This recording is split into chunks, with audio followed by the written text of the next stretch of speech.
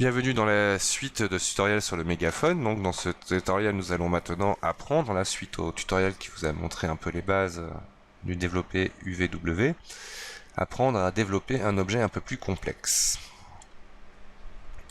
Alors, pour ce faire, donc là, une fois de plus, je n'ai pas besoin de ça. Vous trouverez donc le modèle en téléchargement dans le site, dans la partie téléchargement du site Atelier BA. Donc je rappelle pour ceux qui ont perdu l'adresse, qu'il a changé d'adresse, vous tapez à nouveau Atelier BA en tout attaché dans Google, vous tombez directement dessus. Et donc dans la partie téléchargement, vous pourrez télécharger un mégaphone. Alors je ne crois pas que c'est exactement ce modèle-là, mais si vous n'avez pas fait la partie de modélisation, de toute façon vous aurez des soucis à comprendre la suite. Il faut déjà savoir modéliser pour aller un peu plus loin. Donc là je vais masquer mon lissage, donc c'est bien cette géométrie qu'on va apprendre à mettre à plat. Alors en fonction, vous verrez des fois des types d'étirements, on va utiliser des techniques un peu différentes. Ça dépendra en fait de la précision plus tard des textures que vous voulez mettre sur votre géométrie. Mais des fois, en gros, ce qu'il faut observer, c'est tout simplement, comme on le voyait tout à l'heure sur le quadrillage, avoir un quadrillage qui soit toujours, je dirais, de même taille. Et donc pour cela, on va découvrir les outils un peu plus profonds du développé UVW. Donc je vais appliquer le développé à mon polygone éditable. Et je vais chercher le modificateur développer UVW. Alors, dans un premier temps, je vais ouvrir l'éditeur pour voir à quoi ressemble pour l'instant mon mégaphone. En affichant le damier, on voit qu'il est déjà presque correctement mappé. Mais il y a plein d'endroits où on voit le damier tout simplement qui n'est pas correctement affiché, ce qui veut dire que là, il y a tout à faire. De toute manière, nous allons passer partout. Donc on voit même d'ailleurs toutes les faces intérieures n'ont carrément pas d'UV.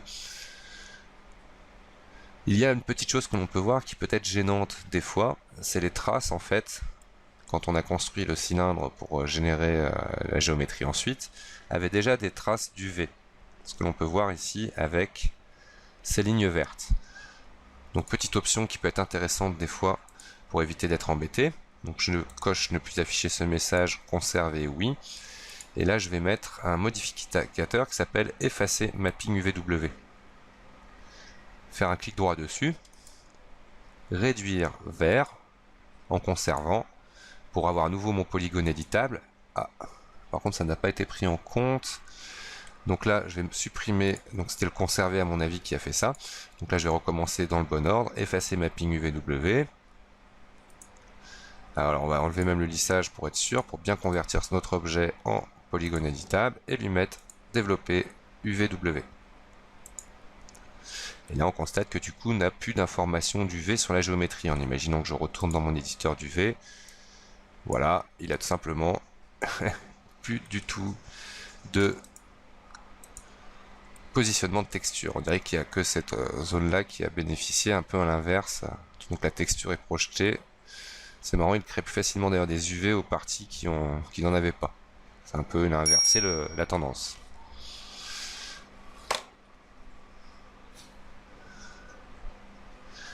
Alors ensuite, vous allez vous apprendre donc à mettre à plat donc cette géométrie. Alors pour ce faire, je vais passer en sous-objet polygone, sélectionner tout dans ma fenêtre d'édition, et comme on l'a vu tout à l'heure, tout ce qui a été édité, venir le faire ici. Mais nous allons ensuite nous concentrer sur les coutures de notre géométrie. En gros, toutes les surfaces qui seront marquées par un angle, nous allons les découper. Alors pour le plateau, les faces avant comme ça, c'est très très simple. Je passe en sous-objet arrête de mon développé et je vais sélectionner, alors très intéressant, donc là il me montre en fait bien une arête de sélection, mais tellement le trait est gros, donc ça c'est une des options d'affichage, on peut le mettre en mode fine. Donc là comme ça on le voit beaucoup plus doucement. Alors cette zone là je vais plutôt prendre à partir d'ici pour conserver tout cet arrondi dans une seule pièce, que je ne ferai qu'en aplatissement. Donc là on verra des choix de stratégie, et utiliser la fonction boucle d'arrêt XY qui va automatiquement sélectionner le pourtour. Vous trouverez dans la partie éplucher, donc là je masque configurer et enveloppe qu'on ne va pas utiliser dans ce modèle, utiliser la fonction convertir la sélection en couture. Je vais peut-être remettre quand même en mode épais pour la vidéo, pour qu'on voit bien. Voilà.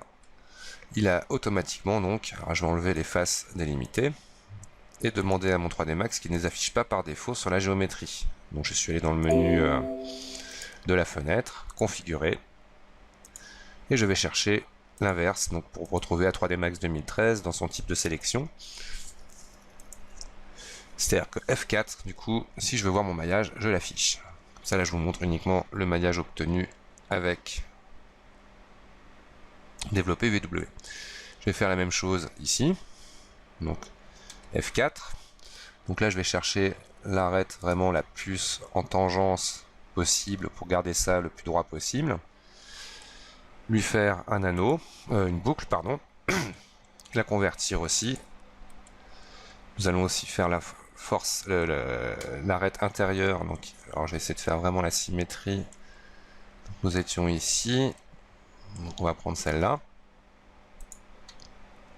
Et la convertir en couture. Dans les objets intérieurs ici, on va venir pareil chercher celle-ci. Je vais prendre avec CTRL son opposé. Hop. Les deux sont sélectionnés. Alors pour faire bien, on va passer en mode ombré qui m'évite les ombres du mode réaliste et directement leur demander une boucle à toutes les deux pour pouvoir les convertir en couture. Alors pour l'instant, celles-ci sont faites. Nous allons venir voir derrière et là, on détachera au mieux aussi cette partie-là. Donc je vais sélectionner cette arête. On va prendre aussi... alors en bas, là d'ailleurs, il y a des problèmes de peinture, mais on va le faire avec celle-ci. On va conserver pour l'instant. Hop. Et ici, celle-là. Tout simplement, boucle d'arête, convertie arête en couture. Alors après, on va s'intéresser à la boucle du manche. Donc la plus plate, c'est celle-ci. Donc là, on va prendre celle-là. Boucle d'arête. D'abord, boucle d'arête. Et ensuite, on la convertit en couture. Le bas du manche, identique. Boucle d'arête. Convertie en couture. Alors ici, pour simplifier, hop, on verra d'ailleurs comment bien faire des zones comme celle-ci. Boucle d'arête, convertir l'arête en couture. Nous allons séparer cette zone-là. Donc je sélectionne l'arête de ce côté, je vais de l'autre côté, contrôle addition, boucle d'arête, convertir arête en couture. Alors, nous allons vérifier que les systèmes de boucles sont pas partout parfaits encore. Donc il y a ici, nous allons couper. Alors là, il faut faire des contrôles parce que les boucles ne vont pas fonctionner. Voilà.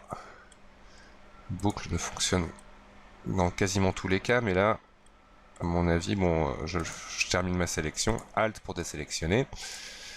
Alt pour désélectionner. Voilà. Contrôle pour additionner.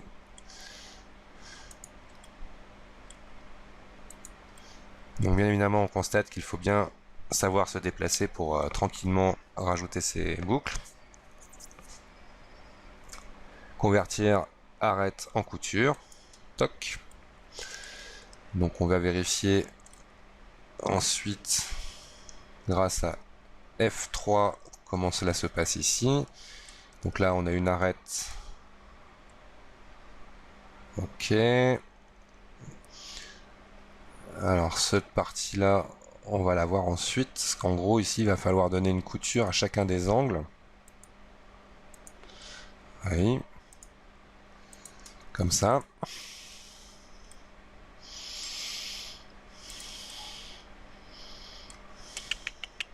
Pour bien déplier cette partie là. Pareil de l'autre côté. Alors n'hésitez pas à zoomer pour faciliter la sélection des arêtes que vous voulez. Vous voyez qu'F3, donc là c'est là où c'est important de bien connaître sa géométrie, donc de bien la modéliser pour pas avoir de mauvaises surprises quand vous en êtes à déplier. D'où l'intérêt d'avoir des modélisations irréprochables. Bien évidemment, ça c'est des techniques assez lourdes, mais indispensables à maîtriser. Par exemple, est-ce que j'avais besoin de celle-ci? On va dire que oui. On verra le résultat ensuite. Donc là, hop. Alors, celle-ci est prise. Donc là, il faut le petit bout qui est là. Vous allez comprendre après l'intérêt de faire ça comme ça. Alors le zoom progressif, que des fois quand vous zoomez, vous avez un zoom qui a tendance à partir à 4 km. CTRL ALT enfoncé plus molette enfoncée vous permet vraiment de zoomer. En plus, ça reset un peu votre zoom, c'est que du coup, vous êtes vraiment dans l'espace objet et plus des millions d'années. Hop. Molette enfoncée pour bien glisser. Alors là, il veut plus pas me laisser sélectionner celle-ci parce que il y a le bouton ignorer face masquée coché que je décoche, qui va me permettre de plus facilement sélectionner ce jeu d'arête là. Voilà. Il ne me manque plus que 2 contours de ce bouton. Et donc, vu que ça va être assez long, on va le faire en 2 parties. Celle-ci vous permettra donc de bien gérer la découpe de vos coutures. Voilà, voilà. Hop. Et la dernière petite arête vient ici. Voilà. Alors j'essaye de m'orienter mieux. Voilà. Donc, celle-ci, je dirais que j'avoue que effectivement, je n'en avais pas besoin. Donc Alt, je désélectionne. Parce que là ici, c'est assez planaire, donc je n'ai pas besoin de découper. C'est pour ça que je me posais la question tout à l'heure ici, mais on va voir que ça sera plus joli avec une découpe normale. F3 pour réafficher mon maillage, et je vais convertir donc ces sélections en arêtes.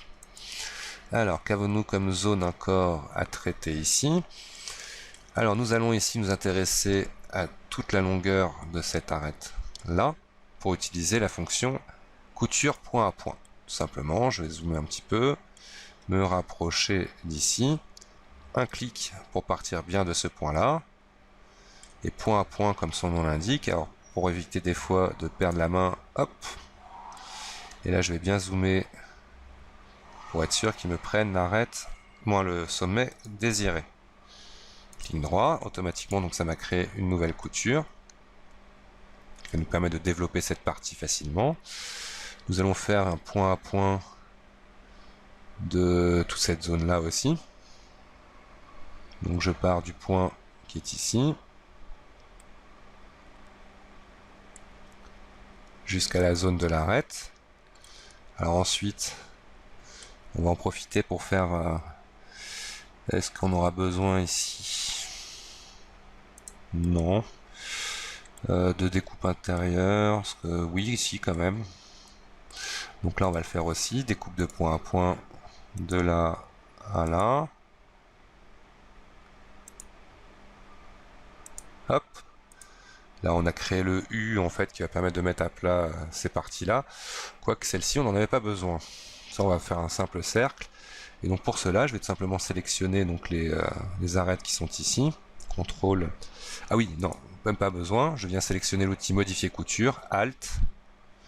Et là, je vais enlever la sélection de ces arêtes-là. Ce qui me permet donc Alt, supprimer, comme on le sait. CTRL, addition, Alt, soustraction. Donc cet outil fonctionne simplement avec les outils de sélection. Un clic droit pour...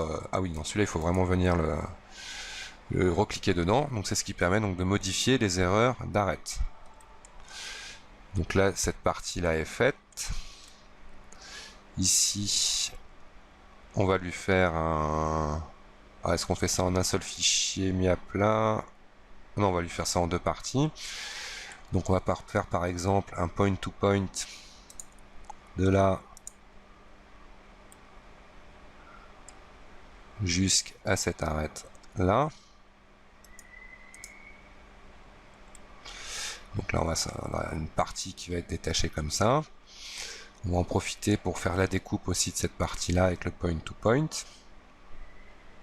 Alors bien zoomer pour être sûr que vous partez bien du bon point, que vous ne couriez pas et que vous laissiez une petite arête comme ça. Comme ça vous forcez, pour ceux qui ont encore du mal, à bien vous déplacer. Hop. Alors là par contre il n'a pas suivi le chemin que je voulais. Donc je viens en mode édition, Alt, je supprime les arêtes qu'il a choisies à ma place. Et je repars du point to point. Et ce coup-ci je lui indique par où on passe. Voilà. Et voilà. Clic droit, terminé. Alors, mes deux entonnoirs et mon bec, pareil, on va leur faire du point to point. Donc bien de ici. Alors c'est là où vous voyez qu'il faut être vraiment très propre. À l'atelier, j'ai montré un exemple avec un endroit ici où il y avait deux arêtes l'une sur l'autre et ça a tout simplement pourri mon exemple. Avec un modèle propre, généralement, on rencontre très peu de problèmes. Effectivement, par contre, c'est quelque chose qui nécessite d'être méticuleux dans sa modélisation pour bien la comprendre ensuite. Voilà, pareil, je vais zoomer pour être sûr de ne pas me gourer d'arête. Hop. Et ensuite, il ne me reste plus qu'à faire le bec ici, en point to point.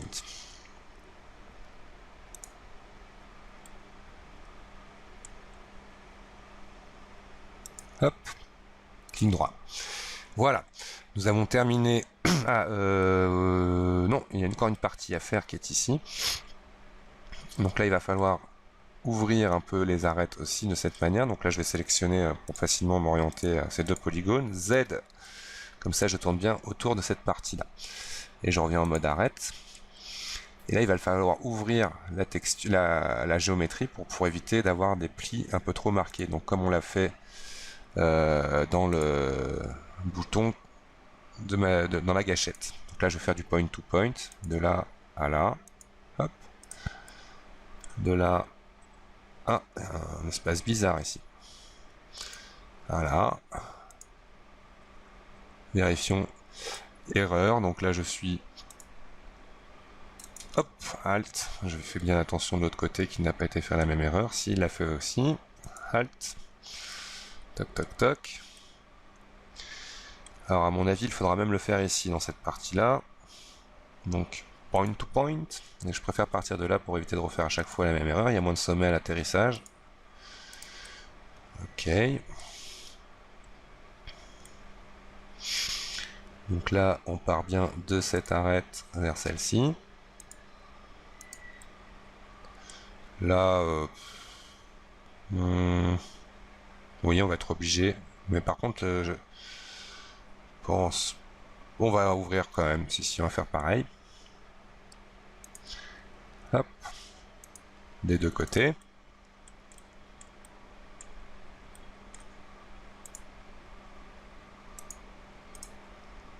Hop. On va repartir de là maintenant.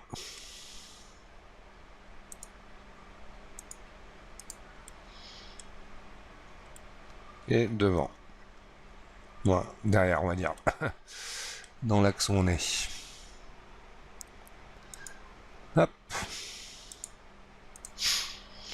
Voilà. Alors les coutures, je vérifie un petit peu partout. J'enlève F4 pour bien voir uniquement les coutures. Toc, toc, toc, toc, toc. A priori, comme un objet en tissu, les coutures sont prêtes à être mises à plat. Donc on va se voir donc dans une prochaine vidéo pour utiliser les fonctions diverses pour vous permettre de mettre à plat ce résultat. Merci d'avoir regardé la vidéo et à bientôt.